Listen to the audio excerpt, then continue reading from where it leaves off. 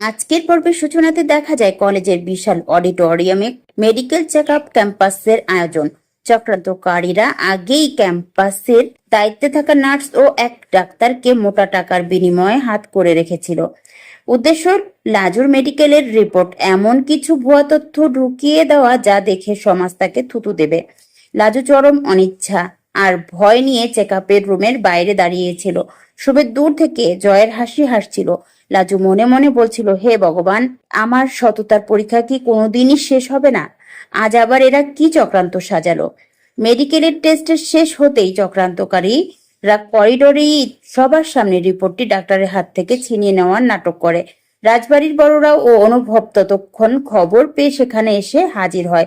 সুবেদের চিৎকার করে বলতে থাকে, আজ এই রিপোর্ট প্রকাশ পাবে। লাজু আসল চরিত্র। এতদিন ধরে ও যে সাধু সাজার ভান করেছে, আজ ডাক্তারের সই করা কাগজই ওর মুখোশ খুলে দেবে। অনুভব রেগে গিয়ে সুবেদের কলার ধরে ফেলে। অনুভব সোজা গর্জে উঠে বলে, খবরদার সুবেদ, লাজুর গায়ে দাগ লাগানোর চেষ্টা করলে আমি তোকে ছাড়বো না। ঠিক তখনই senior chief medical officer test room থেকে বেরিয়ে আসেন। ঠিক এই মুহূর্তে ঘটে যায় আজকের পর্বের সবচেয়ে হাই ভোল্টেজ ও নাটকীয় মোড়। চিফ ডক্টর চক্রান্তকারীদের হাতে ভুয়া কাগজটি বাজেয়াপ্ত করে আসল অফিসিয়াল ব্লাড ও প্যাথোলজিক রিপোর্ট সবার সামনে তুলে ধরে।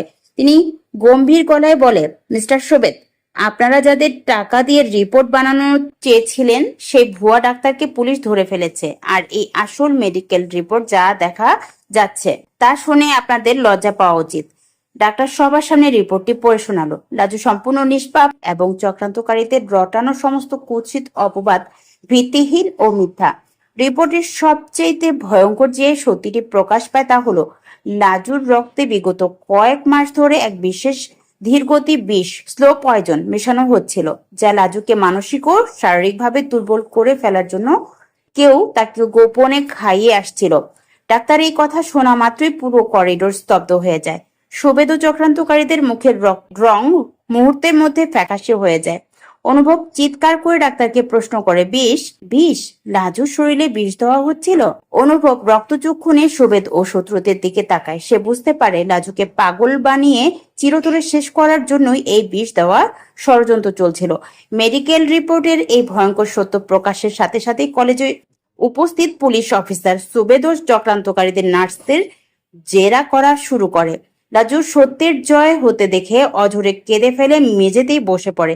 অনুভব দৌড়ে এসে লাজুকে জড়িয়ে ধরে নিজের বুকের মধ্যে টেনে নেয়। অনুভব লাজুর চোখের জল পরম মমতায় মুছে দিয়ে বলে, আমাকে ক্ষমা করে দাও লাজু। তোমার ওপর যে এত বড় চক্রান্ত চলছিল আমি আগে বুঝতে পারিনি, কিন্তু আজ ডাক্তারের সামনে সব সত্যি প্রমাণিত হলো।